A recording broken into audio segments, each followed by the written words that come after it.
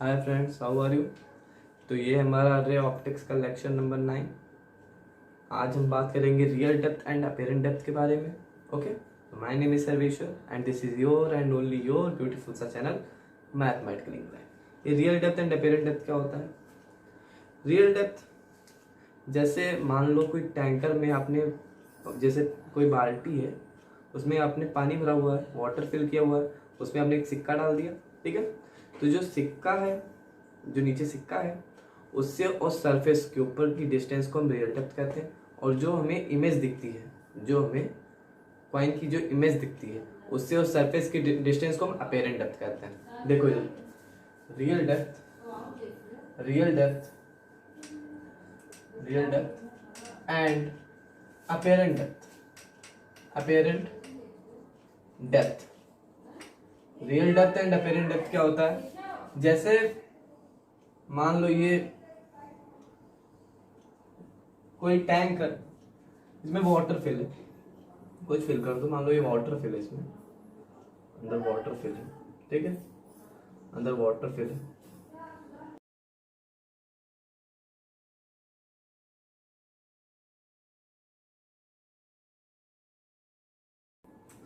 मान लो water fill है और कि यहाँ पे आपका सिक्का गिर गया है, ये कॉइन है, ये हमारा कॉइन है। ठीक है, अब हमें इसकी इमेज देखने के लिए देखो, पहले एक सीधे रे परपेंडिकुलर रे आएगी। ठीक, इसमें एंगल ऑफ इंसिडेंट भी, एंगल ऑफ रिफ्रैक्शन भी। ठीक है, और एक ये रे ऐसे जाएगी। इमेज बनने के लिए हमें दो रे चाहिए होती है, तो ये ऑब्जेक्ट से दो रे, एक रे ऐसे जाएगी, ऐसे जाएगी, इसे टकराएगी, बीच में नॉर्मल बनाएगी, बीच में नॉर्मल बनाएगी, सॉरी थोड़ा टेढ़ा हो गया, बीच में नॉर्मल बनाएगी। और जब डेंसर से रेयरर में जाती है रे, तो bend away from normal, bend away from normal. ठीक है, तो ये इमेज कहीं यहाँ बनाती है। ठीक है, कहीं यहाँ इमेज बनाती है। ठीक है, यहाँ पे ऑब्जेक्ट, अब सरफेस से जो ऑब्जेक्ट की डिस्टेंस है, सॉरी, जो सरफेस से ऑब्जेक्ट की डिस्टेंस है, इसे हम डी कहते हैं। ठीक है, रियल डेप्थ, इसे हम रियल डेप्थ कहते हैं, रियल डेप्थ। ठीक है, और जो इसकी इमेज बनी है, ये यहाँ पे सरफेस है। ठीक है, सरफेस है, और जो इसकी इमेज बनी है, इससे और सरफेस के बीच की डिस्टेंस को हम डी डैश कहते हैं, इसे हम अपेरेंट डेप्थ कहते हैं, डी डैश से डिनोट करते हैं, अपेरेंट डेप्थ कहते हैं। ठीक है, जो ऑब्जेक्ट से सरफेस की डिस्टेंस है, इसे हम रियल डेप्थ कहते हैं, जिसे हम डी से डिनोट करते हैं। और जो ये इमेज से सरफेस की डिस्टेंस को हम अपेरेंट डेप्थ कहते हैं, जिसे हम डी डैश से डिनोट करते हैं। ठीक है, जैसे देखो रे ऑफ लाइट एक परपेंडिकुलर रहेगी। ठीक है, हमें इमेज देखने के लिए दो रे चाहिए होती है, ये हमें इमेज देखी। ऑब्जर्वर मान लो कि यहाँ है, कि यहाँ ऑब्जर्वर है, कोई देख रहा है, बिग बॉस की आंख यहाँ पे जो देख रही है। ठीक है, तो ऑब्जेक्ट से सरफेस की डिस्टेंस को हम रियल डेप्थ कहते हैं, और इमेज से सरफेस डिस्टेंस को हम अपेरेंट डेप्थ कहते हैं। अब और एक और चीज देखो, जहां से रेज जाती है, जहां से रेज जाती है उसे हम N2 कहते हैं। ठीक है, वाटर से रेज गई, इसे हम N2 कहते हैं। और जहां पे रेज जाती है, ठीक है, जहां से रेज जाती है वो N2, और जहां पे रेज जाती है वो N1। बाहर एयर में जा रही है, बाहर कुछ नहीं है तो एयर ही मानेंगे। ठीक है, एयर में जा रही है तो इसे हम N1 मानेंगे।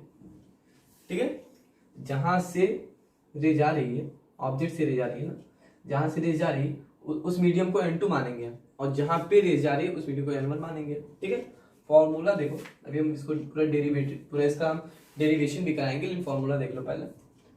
N2 by N1 is equal to D by डी डैक्स। ठीक, N2 क्या है? जहां से रेज जा रही है।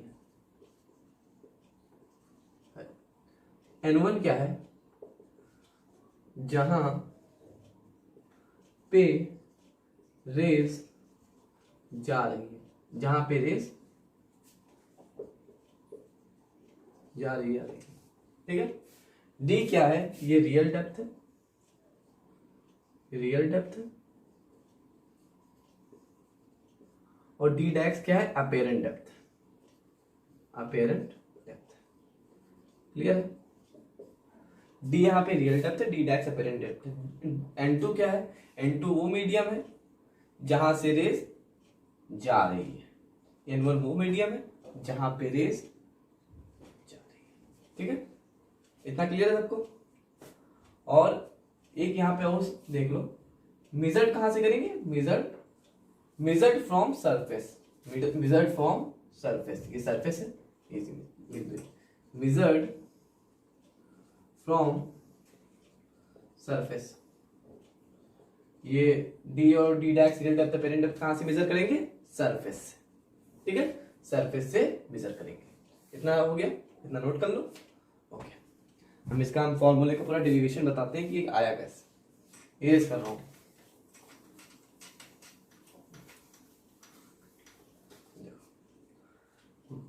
मान लो ये कोई सरफेस है, ठीक, अच्छे से बनाओ, ये कोई सरफेस है, यहाँ पे नीचे वाटर है,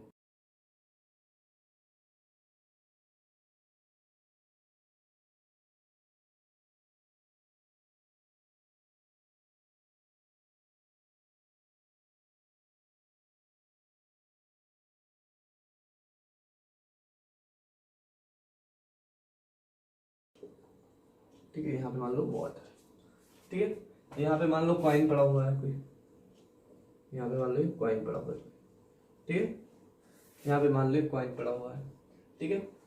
इमेज देखने के लिए हमें दो रेस चाहिए होती है, पहले एक सीधी रह जाएगी, ठीक है, सीधी रह जाएगी, पहले एक सीधी रह जाएगी, दूसरी एक यहाँ से जाएगी, रह जाएगी ऐसे, सरफेस से टकराएगी, नॉर्मल बनाएगी, सीधा बनाना, सरफेस से टकराएगी, नॉर्मल बनाएगी, ठीक है, और ये बेंड होगी away from normal, bend away from normal, ऐसे आ रही थी, बेंड हुई अवे फ्रॉम नॉर्मल, ठीक है। ये हमारा हो गया एंगल ऑफ इंसिडेंट, ये हमारा हो गया एंगल ऑफ रिफ्रैक्शन, ठीक है, ये हमारा हुआ एंगल ऑफ इंसिडेंट, ये हुआ हमारा एंगल ऑफ रिफ्रैक्शन।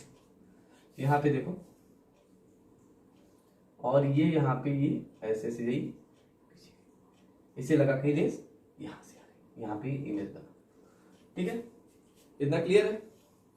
तो ये देखो, ये पैरेलल रेस है, और पैरेलल रेस को अगर कोई ये पॉइंट काटे, ठीक है, तो ये एंगल थीटा, तो ये एंगल भी थीटा, ठीक है, ये एंगल थीटा, तो ये एंगल भी थीटा।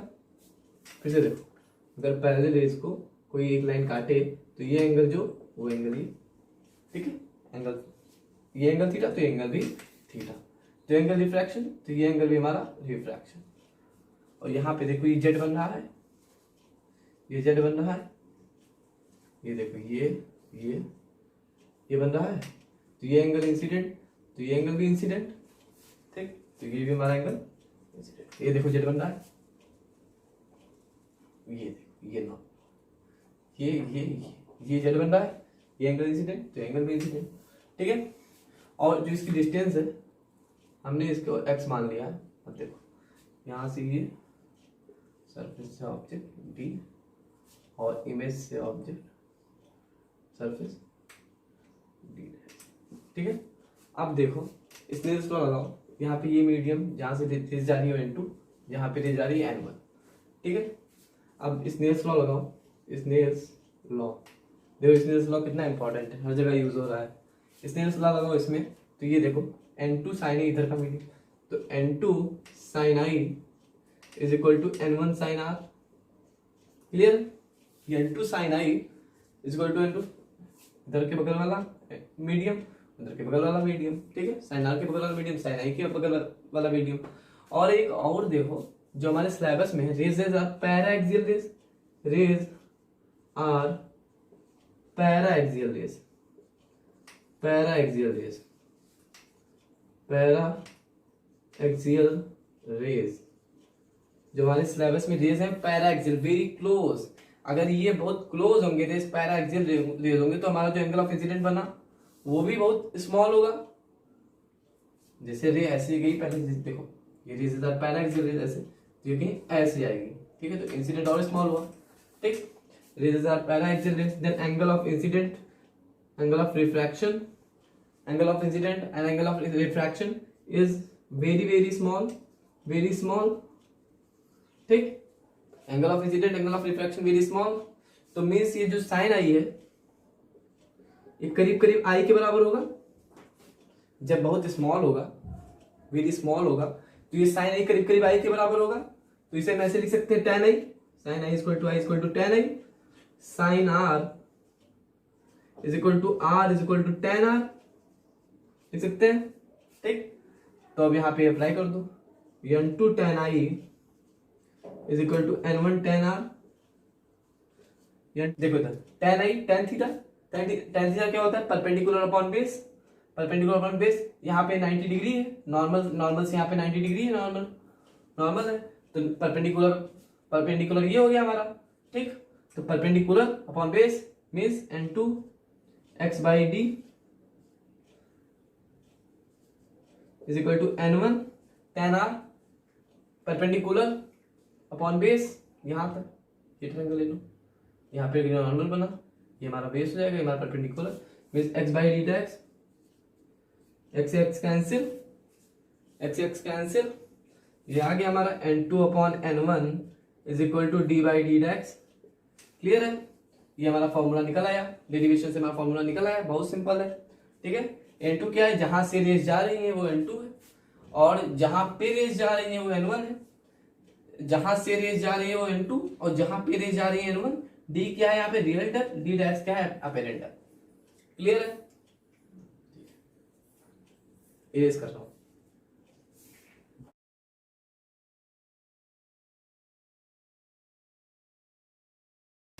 और देखो इसमें इंपॉर्टेंट देख लो, ये देखो ये फॉर्मूला है, n2 upon n1 is equal to D by D dash, ये फॉर्मूला है। n2 जहां से रेस जा रही है वो n2 मीडियम, जहां पे रेस जा रही है वो n1, डी क्या है यहाँ पे रियल डेप्थ, डी डेप्थ है अपेरेंट, ठीक है, बहुत इजी है। ओके, 2-3 क्वेश्चन करा देंगे तो आपको क्लियर हो जाएगा।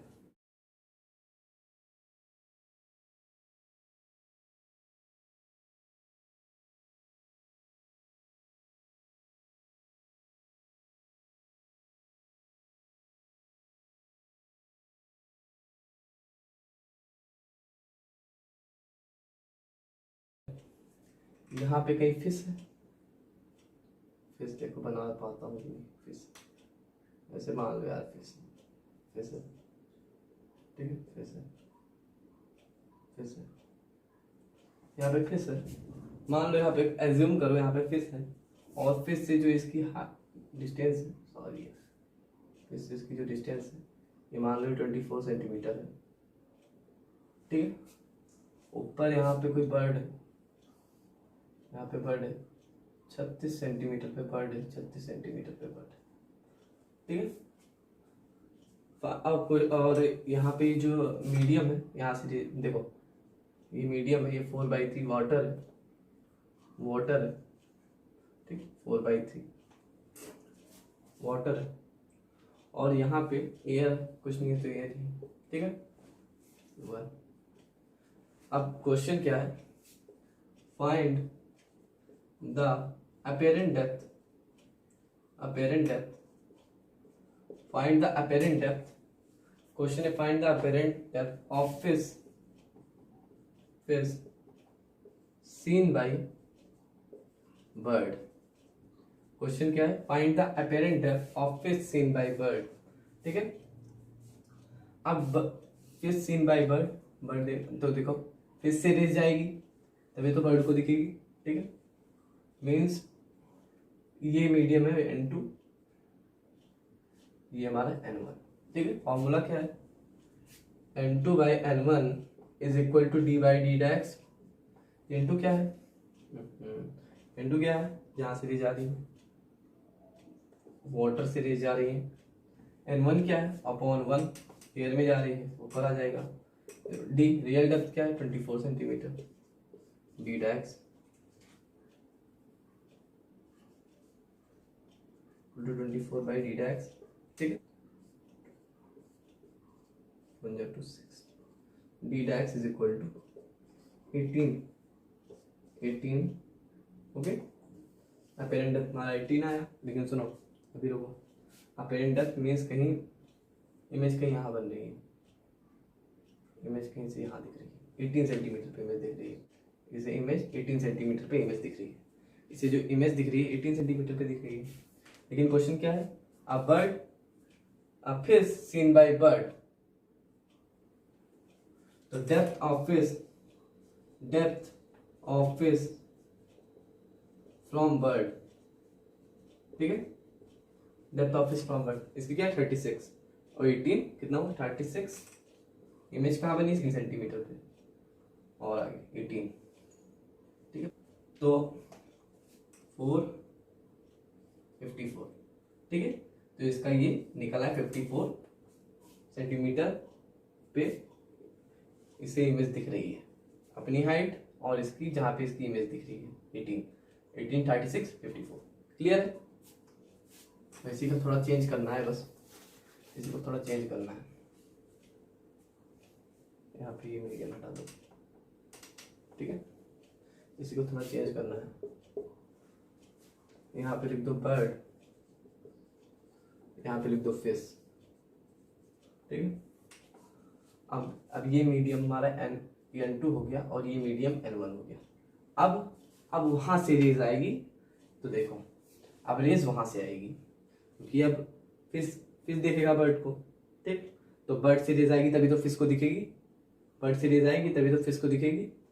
तो फॉर्मूला क्या होता है, N2/N1 is equal to D by D dash N2 है 1, ये है हेड से रेज आ रही है 4/3, तो 4/3 ऊपर चला गया 3 हो गया, is equal to D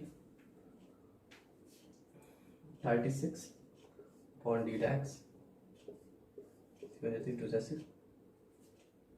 D dash is equal to 48, means इसके और ऊपर 36 और ऊपर कहीं यहाँ मान लो 48 सेंटीमीटर पे, ठीक, इमेज बनी, इसकी इमेज 48 सेंटीमीटर पे बनी, ठीक है।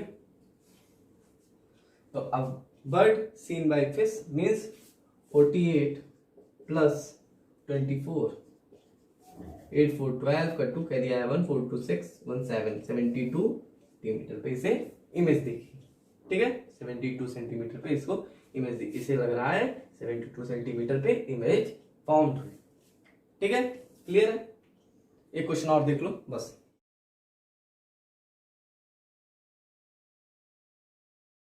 एक क्वेश्चन देखो,